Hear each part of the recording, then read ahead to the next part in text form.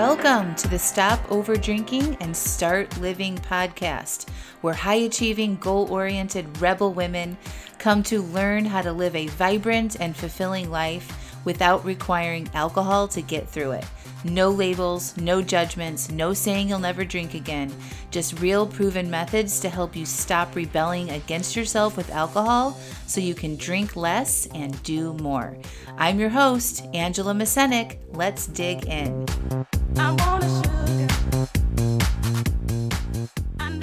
Welcome to episode 121. Are you being too nice to yourself? Well, hello everybody. Welcome to the podcast. How are you? I'm doing great. Just fantastic. It's been, 2 weeks since the kids have been back in school, and I'm recording my podcast from my home office, which I absolutely love. I have this little white, it's like a little white birch tree that doesn't have any leaves around it or anything, and it's fake, and it has these little fairy lights on it. We had it for Christmas, and it's so lovely, and it illuminates like magic lights, I call them. So I put it in the corner of my office, and the house is quiet, and I've got fresh flowers around. I got the most beautiful flower bouquets for my birthday and from my coach. I've got a new painting from my aunt called Feminine Power that I've added to my little like badass feminine art gallery that I have in my office. I have a pink velvet couch in here. Y'all, it's pretty nice, I gotta say. I designed it exactly how I wanted to spend most of my time in, because I thought I would be in here 8 to 10 hours a day. And, then the pandemic happened and the kids were home for the past year and 14 months, I think. So I ended up renting an office outside of the house temporarily because I just couldn't be interrupted anymore. Like when I would record podcasts or videos or have coaching calls, like all of this noise and commotion was going right outside my door. And I decided to rent an office for a little bit. But now they're back in school, so I'm back in my home office and I freaking love it. All right, so today's topic is, are you being too nice to yourself? So I teach you all that when you overdrink, you shouldn't be hard on yourself. So like shaming yourself for overdrinking really only causes you to drink more. And I've demonstrated this several times to you on the podcast. And if you're on my email list, you get emails from me. And if you're not on my email list, you should really get on there. Go over to angelamascenik.com and a little pop-up will appear on your screen, and enter your email address in there. And I'll send you my top 3 most downloaded podcast episodes, and then you'll be on my email list. And right now I'm doing this really fun thing where I'm writing new content, and it's only going out to my email list for the next month. So you definitely want to be on there for all of the latest wisdom. And as an email subscriber, you get insider information to when I'm having free classes, any programs I'm offering, any free coaching that you can get from me, all the fun things. So you should definitely be on my email list if you're not. So go over there, angelamascenik.com, and you'll see a pop-up, enter your email address, and then you'll be good to go. But anyway, I write about this all the time, about how shaming yourself when you overdrink is not a solution to stopping overdrinking. And I think that you all can see that truth. Because if you're still overdrinking and you're hard on yourself, well, it's not working, okay? So let me just give you an example. So your brain, after you overdrink, might say things like, oh, why do I keep doing this? What is wrong with me? I said I wouldn't drink. When am I ever going to do what I say? No matter what I do, I keep doing this. And when you think this way, guess what you feel like? You feel terrible. You feel like a sack of shit on a hot summer day. You feel shame, right? And then what typically happens? You probably overdrink. You avoid figuring out why you overdrink because your brain is like in such shame mode, it literally shuts down. Then you might eat extra crappy food, and then by 5 p.m. your brain's like, I could use a drink. And then, right back in that old cycle that you want to break. Right? So being hard on yourself doesn't work. Now you might have had some willpower or able to take a few days off or even a month or gone, longer times without drinking, but you still haven't figured out why you're over drinking from that shameful place. Okay.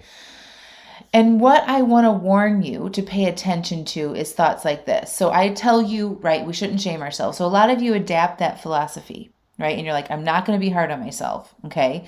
And then you come back to me with thoughts like this. I'm too compassionate with myself, and I'm allowing myself too many excuses to drink, okay? And I want to dive into this there because there is sort of a fine balance, right? You don't want to shame yourself, but you also don't want to like swipe it under the rug and be like, oh, I said I wasn't going to be hard on myself. And then you move on, right? There's a nice balance that you want to find in there. And I hope that you can find that in this podcast episode today. But back to this thought, like I'm too compassionate with myself and allow myself too many excuses to drink. And I just want to poke some holes in that. So this is why that thought really isn't true. First of all, compassion is a feeling that feels really good. It typically drives actions like slowing down, pausing, checking in with yourself, not judging yourself. If it makes you feel open and accepting, right? Compassion isn't generally a feeling that drives us to want to drink alcohol to feel better, okay? So being too nice to yourself or being too compassionate with yourself really isn't a thing. There is no such thing as being too nice or too compassionate. You're just nice or compassionate, and like the two thing just needs to be dropped, okay? Being nice to yourself doesn't look like excuses, okay? That's actually not being nice to yourself. When you're having a hard day and you're feeling stressed or worried or sad or exhausted and you think, I'm going to be easy on myself and not be too strict, and I'm going to allow myself to have a drink. That is not compassion. That is not being nice to yourself. Okay? I would almost argue that it's the opposite. Being nice to yourself is checking in with yourself in that moment. In that moment, you have this idea like, oh, it's been a hard day. I just want to take it easy. I don't want to be too hard on myself. I don't want to be too strict. I just want to give myself a break. You want to check in with yourself right there, okay? Being nice to yourself is checking in with yourself and asking yourself, what's wrong? How are you feeling? What do you really want? Like you were talking to a small child or somebody you really cared about, okay? That's being compassionate towards yourself. That's being nice to yourself. Being nice and compassionate with yourself is allowing your feelings to be present, not numbing them with alcohol or food. You guys following me here? So what is happening when you have thoughts like, I just need to relax and not be so rigid because you might be feeling bad in your day and then you drink, is really you're rejecting yourself and how you feel. You're rejecting the human experience that you are in and the current emotions that you are feeling at that time. And you're basically telling your brain that I hate feeling this way and the only way out is to numb it. These aren't usually our conscious thoughts, but that's basically what's happening. When you have a feeling that you don't like and you're trying to be easier on yourself, right? And then you're like, I'm not going to be hard and strict and, I'm going to allow myself to have this drink. You're rejecting yourself here. Again, not compassionate, not loving, not kind. Okay? And when I say this, I don't want you to feel bad if you've done this before. Don't start beating yourself up if you've done this, right? I just want you to be aware of the types of thoughts and like the fine mix, that balance where you want to be of not shaming yourself and not also just sweeping it under the rug, okay? So from compassion for yourself and choosing compassion if you overdrink, or better yet, I like to tap into curiosity when people overdrink or suggest that you do that or overeat. Those types of emotions will open you up to figuring out why you did it, and it will help you pause and check in with yourself when you do want to drink more or on a day you didn't plan to. There's no such thing. I'm shaking my head at you and waving my fingers. There's no such thing as compassion or like too much compassion or niceness when it comes to stopping overdrinking and healing your relationship with alcohol. It just does not exist. There is no too muchness there. The more love and compassion and curiosity and understanding that you can find around your relationship with alcohol and how you've used it in the past, how you are using it currently, that will help you heal your relationship with alcohol and trust yourself that when you say you're going to do something, you're going to do it, or that you're dedicated to figuring it out. Okay, so you want to find the compassion and the niceness and the love like it's your job, especially if you are committed right now to stopping over drinking. If you're inside my program, you want to make this your work, right? Like shaming yourself, but then saying, I don't want to be too hard on myself or too easy on myself aren't the only two options. I hope that comes through here. There is a fine balance in the middle. So definitely don't shame, because that's going to lead to more drinking. And then the idea that we're being too nice to ourselves isn't really true. There is no such thing as being too nice. You should always be nice to yourself. The more nice things that you can do for yourself and treat yourself with respect and dignity and trust will always serve you and all of the people around you.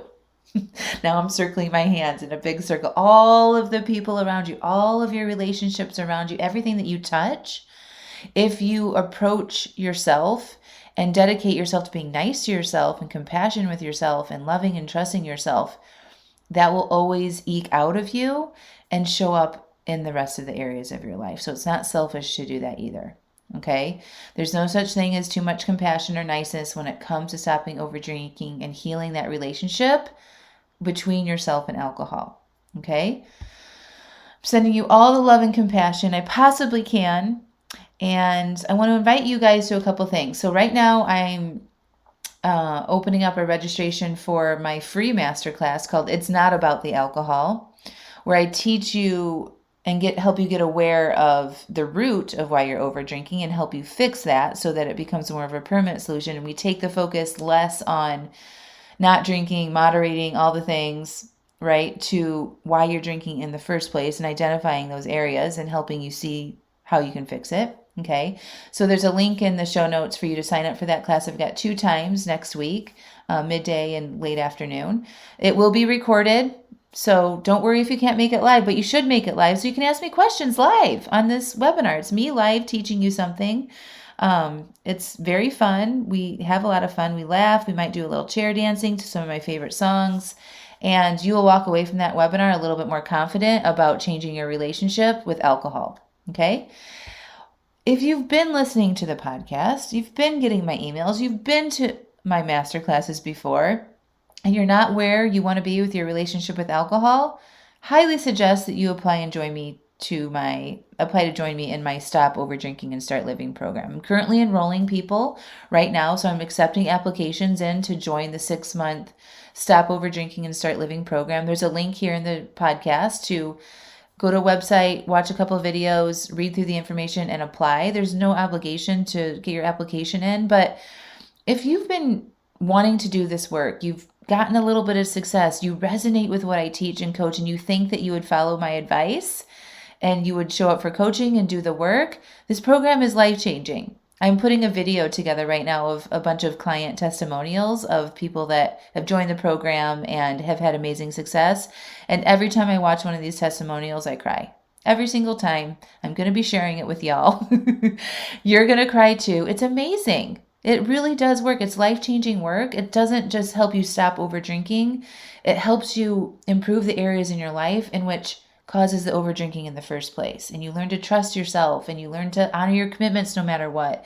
And even if you don't follow through on something, you figure out why and you just keep going. So there's no more of these stops and starts. All right, my friends? So highly consider it. If you've been here for a while and you're not exactly where you want to be, I can absolutely help you. And you get to be surrounded by a bunch of badass women who are all doing the same thing together. And you want to do this work with people. This is work that I think you have better outcomes versus doing it alone. I coach privately as well, can be very effective, works great, but putting yourself in the room with a bunch of women all dedicated to working on the same thing, showing up like badasses, empowering themselves, sharing their successes and their failures, there's nothing like it. So anyway, click through, get your application in, and I will talk to you all next week. I love you.